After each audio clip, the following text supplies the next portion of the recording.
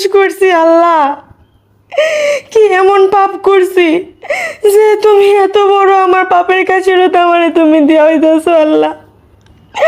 আমার জানা মতে আমি আজ পর্যন্ত কোনো পাপ করি নাই, আমি কোনো অন্যায় করি নাই, কিন্তু আল্লাহ তুমি কেন আমার এত বড় সাজা দিতেছো? আমার কত স্বপ্ন ছিল যে আমি একটা মানুষকে বিয়ে করে সুখে শান্তিতে সংসার করব আল্লাহ, কিন্তু আল্লাহ একটা মেয়ের জীবনে এর চেয়ে বড় কোনো কিছু পাওয়া নাই আল্লাহ। কিন্তু তুমি আমারে কেমনে আমার এত বড় দুঃখ দিতে পারলে? আমি তো কখনো তোমার শরীয়ত অমান্য করে চলিনি।